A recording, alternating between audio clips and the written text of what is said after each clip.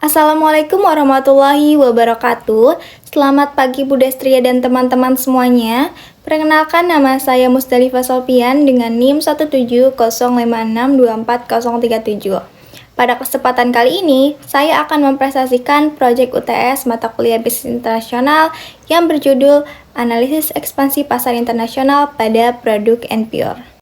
Alasan saya memilih topik ini karena industri skincare lokal Indonesia saat ini sedang berkembang pesat dan mulai memiliki kualitas yang mampu bersaing dengan brand internasional. NPR juga berhasil mengangkat bahan alami lokal Indonesia menjadi produk skincare modern.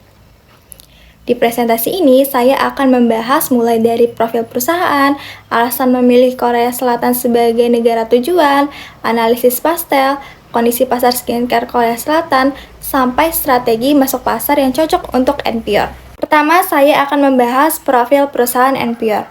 NPR merupakan brand skincare lokal Indonesia yang berdiri sejak November 2017 di bawah PT Penta Natural Cosmetindo.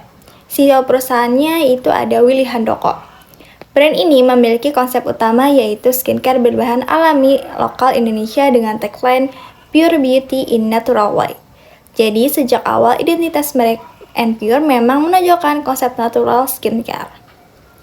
Dari data yang saya lihat menunjukkan bahwa perkembangan NPR cukup cepat. Awalnya NPR hanya memiliki kantor kecil di Pasar Baru, Jakarta Pusat. Kemudian pada tahun 2001 sudah meresmikan kantor baru yang lebih besar di Pantai Indah Kapuk. Hal ini menunjukkan adanya pertumbuhan bisnis dan peningkatan permintaan produk. Perkembangannya tersebut juga menunjukkan bahwa brand lokal Indonesia memiliki peluang besar untuk berkembang apabila memiliki positioning yang jelas dan mampu mengikuti tren pasar. Selanjutnya, keunggulan utama NPR terletak pada penggunaan bahan alami lokal Indonesia. Contohnya ada Centella asiatica atau daun pegagan yang berfungsi untuk menenangkan kulit dan membantu penyembuhan jerawat. Ada juga noni atau mengkudu yang menjaga kesehatan kulit, serta kakao yang kaya antioksidan. Yang membuat NPR menarik bukan hanya bahan alaminya, tapi juga asal bahan tersebut yang berasal langsung dari petani lokal Indonesia, seperti Centella dari Kulon Progo. Saat ini, konsumen skincare bukan hanya membeli produk, tapi juga memperhatikan cerita dan nilai di balik produk tersebut. Karena itu, storytelling seperti penggunaan bahan dari petani lokal dapat menjadi nilai tambahan yang kuat. Selain itu, NPR juga pernah mendapatkan penghargaan MURI karena menggunakan daun pegagan asli di dalam kemasan produknya. Ini menjadi salah satu bentuk diferensiasi dibandingkan brand lain. Untuk kondisi bisnis saat ini, NPR sudah memiliki distribusi yang cukup kuat melalui Shopee, Tokopedia, dan website resmi mereka. Dari data yang saya lihat menunjukkan bahwa penjualan kosmetik dan personal care online di Indonesia mencapai 145,44 juta unit dari tahun 2018 sampai 2022. Ini menunjukkan bahwa industri skincare Indonesia berkembang sangat pesat terutama melalui e-commerce. NPR juga termasuk brand yang aktif melakukan digital marketing melalui media sosial dan influencer. Strategi ini cukup efektif karena target pasar skincare saat ini didominasi oleh generasi muda yang aktif di media sosial. Keberhasilan NPR membangun branding digital menjadi salah satu alasan mengapa brand ini memiliki peluang untuk melakukan ekspansi internasional. Ada beberapa faktor yang mendorong potensi ekspansi internasional NPR. Yang pertama itu pada tren skincare yang berbahan alami yang terus meningkat secara global. Konsumen sekarang mulai lebih sadar terhadap ingredients dan keamanan produk skincare. Yang kedua, pada sertifikasi halal dan BPOM yang dimiliki NPR. Sertifikasi ini meningkatkan kepercayaan konsumen dan bisa menjadi nilai tambahan di pasar internasional. Ketiga, proyeksi pasar kosmetik global yang diperkirakan mencapai $473 miliar pada tahun 2028. Dari data tersebut menunjukkan bahwa industri kosmetik global masih terus berkembang dan memiliki peluang yang besar. NPR memiliki peluang karena tidak hanya menjual skincare tapi juga membawa identitas Indonesia melalui bahan alami lokal. Selanjutnya, why Korea Selatan Nah, Korea Selatan ini dipilih sebagai negara tujuan ekspansi karena merupakan salah satu pusat industri skincare terbesar di Indonesia. Masyarakat Korea Selatan memiliki budaya skincare yang sangat kuat. Bahkan skincare sudah menjadi bagian dari gaya hidup sehari-hari. Selain itu, tren skincare berbahan alami seperti Centella asiatica juga sedang meningkat di Korea Selatan, sehingga sesuai dengan produk utama Enpure. Dari data yang saya lihat juga menunjukkan bahwa masyarakat Korea Selatan memiliki daya beli yang tinggi serta penggunaan e-commerce yang sangat maju.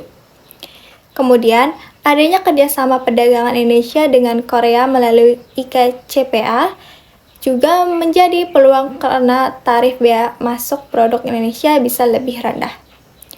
Walaupun Korea Selatan adalah pasar yang sangat kompetitif, tapi apabila sebuah brand bisa diterima di Korea Selatan, maka reputasinya juga dapat meningkat di pasar internasional lainnya. Selanjutnya masuk ke pastel. Dari sisi politik, hubungan Indonesia dengan Korea Selatan cukup baik melalui kerjasama IKCPA. Perjanjian ini membantu menurunkan tarif bea masuk produk Indonesia termasuk kosmetik. Hal ini dapat membantu harga produk Enpure lebih kompetitif di pasar Korea Selatan. Sedangkan dari sisi ekonomi, Korea Selatan memiliki PDB per kapita sekitar $35.000 yang menunjukkan daya beli masyarakat tinggi. Walaupun kondisi ekonomi Korea sempat mengalami perlambatan dan nilai tukar won melemah, tetapi hal ini justru bisa menjadi peluang karena produk Indonesia menjadi relatif lebih murah bagi konsumen Korea.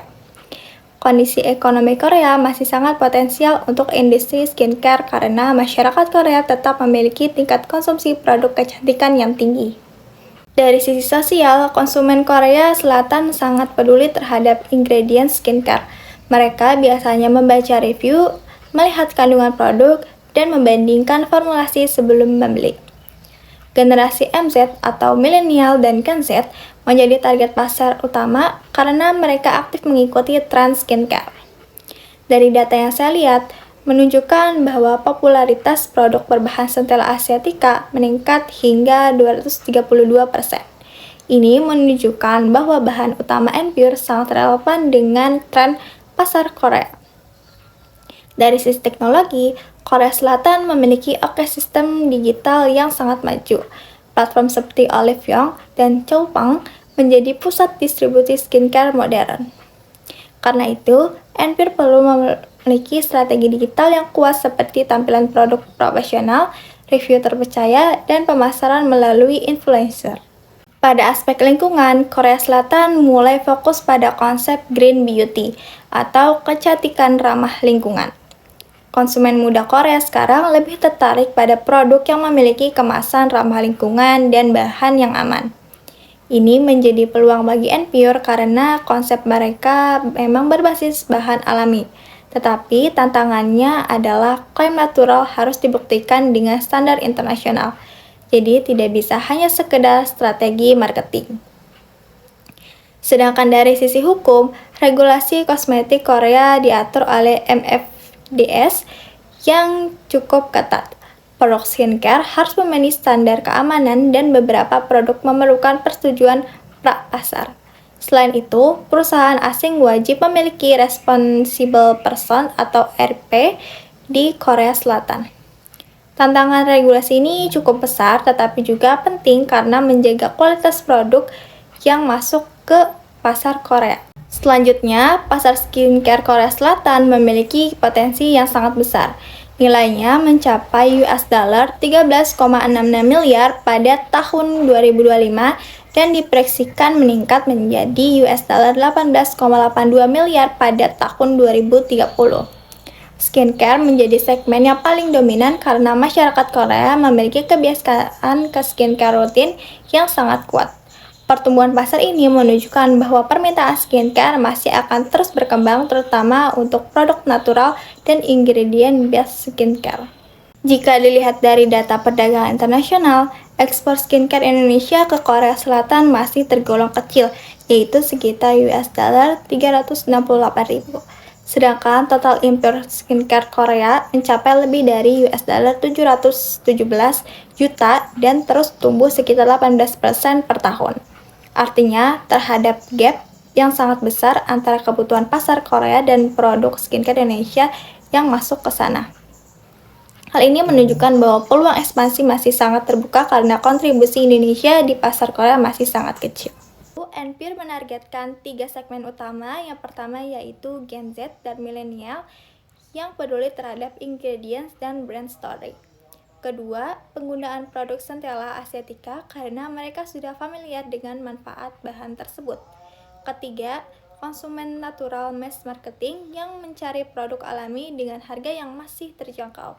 Segmentasi ini cukup tepat karena NPure tidak mencoba masuk ke semua pasar sekaligus, tapi fokus pada konsumen yang paling relevan dengan identitas brand mereka. Di Korea Selatan, NPure akan menghadapi kompetitor besar seperti CoreXX, SkinCeusa, Innisfree, Anua, dan L'Oreal. CoreXX dan SkinCeusa menjadi kompetitor paling dekat karena sama-sama menggunakan Centella Asiatica. Namun, keunggulan NPure terletak pada bahan baku asli Indonesia yang memberikan identitas berbeda dibandingkan brand Korea lainnya.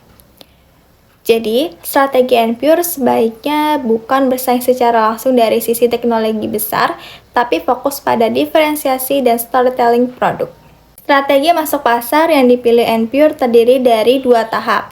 Tahap yang pertama itu melalui e-commerce cross-border menggunakan Olive Young Global Mall. Strategi ini dipilih karena biaya ekspor langsung dan pembangunan infrastruktur fisik di Korea Selatan sangat besar. Jadi lebih realistis untuk memulai dari platform digital terlebih dahulu.